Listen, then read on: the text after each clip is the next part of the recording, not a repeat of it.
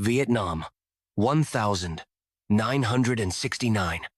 The heat was thick and wet, the kind that stuck to your skin and made your boots feel like they were melting into the mud.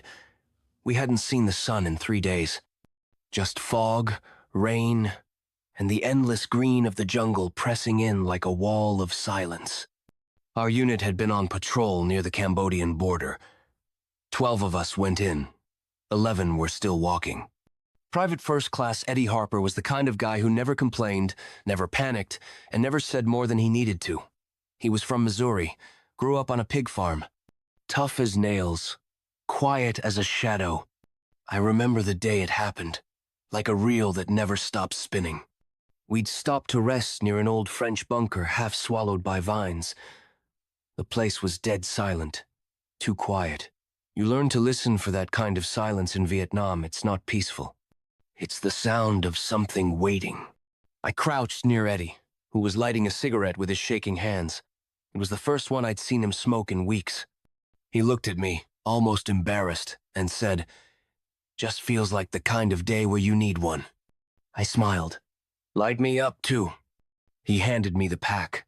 As I leaned over to get the flame, a sniper round cracked through the air. The bullet hit the exact spot where my head had been a half-second earlier. It blew the cigarette clean out of Eddie's hand and sent both of us flat on our backs. We scrambled for cover, returning fire in every direction, heartbeats hammering through our chests like war drums. But the sniper was gone. Just one shot, one message. When it was over, we sat behind the bunker wall, breathing hard. I looked at Eddie. "That cigarette just saved my life." He didn't laugh. He just picked it back up, broken in half, and said, "Guess it saved both of us." That was the first time I saw fear in his eyes. Over the next weeks, the war went on. Bullets, mud, sleepless nights. But something changed in Eddie. He started writing letters, long ones, every night. Said they were to his little sister back home. He never mailed them, just folded them up and kept them in his chest pocket. One night, after an ambush that left 2 of ours dead and one screaming with half a leg, I found Eddie sitting alone, lighting another cigarette. "Still writing those letters?" I asked. He nodded. "Somebody's gotta remember this." "What if they never get mailed?" He stared into the jungle. "They're not for her. Not really. They're for me." That was the night I started writing too. 2 weeks after the sniper shot, Eddie disappeared. It was supposed to be a routine sweep, 5 clicks west of Firebase Ripcord. Dense jungle, visibility less than 10 feet. We moved in formation, slow and silent. I was second in line. Eddie was fourth. Then nothing. No sound, no scream, no gunfire. Just gone. We fanned out, searched the area for hours, called his name over and over. No blood, no gear. Just one thing left behind his helmet, lying face down in the mud like someone had set it there on purpose. The CO wrote it up as presumed KIA, no remains recovered. I didn't believe it. Eddie wasn't the kind to vanish. He was the kind to dig in, hold his ground, and crawl out with teeth if he had to. Something about it didn't sit right. 2 days later, back at base, I couldn't sleep. His bunk was still made, his duffel bag untouched. I stared at it until dawn, then finally opened it. Inside were the letters. Dozens of them, neatly folded, all addressed to Lydia Harper, Poplar Bluff, Missouri. I picked up the top one. My hands shook.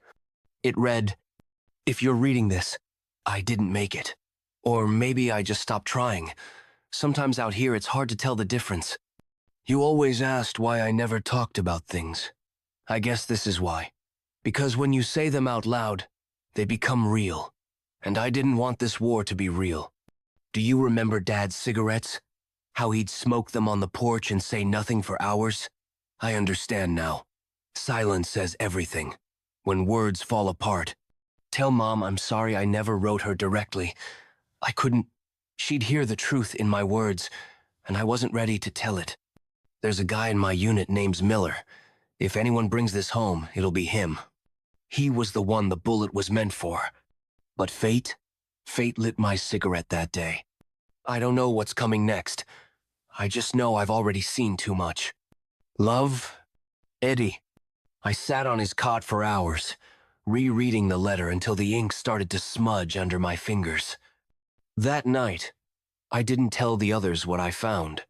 Some things felt too heavy to say aloud. 30 years later, I found myself standing in front of a small white house in Poplar Bluff, Missouri. The letter had stayed with me all those years. I'd never sent it. I told myself it wasn't my place, that if Eddie had wanted it mailed, he would have done it himself. But something about turning 60 had cracked something open in me. I had to let go of the ghosts. The door opened slowly. A woman in her 40s stepped out, cautious at first, then curious. She had Eddie's eyes sharp, alert, the kind that saw more than they let on. "You must be Lydia," I said. She nodded. "And you are?" "My name's Miller. I served with your brother, Eddie." Her hand flew to her mouth. She invited me in. The house smelled like coffee and old books. On the mantel was a faded black and white photo of Eddie in uniform, younger than I remembered him, frozen in time. I handed her the letter.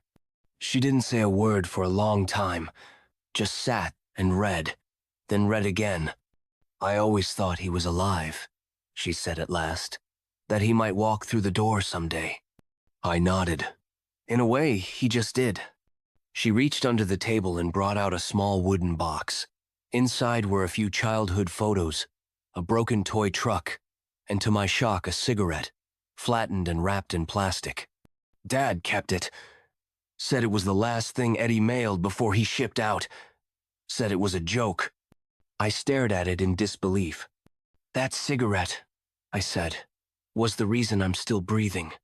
Lydia smiled through tears. "He used to say cigarettes would kill him someday.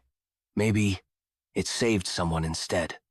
We sat there in silence, sipping coffee and listening to the soft creak of an old ceiling fan. Outside, the wind stirred the trees, and for the first time in decades, the jungle inside my head went quiet.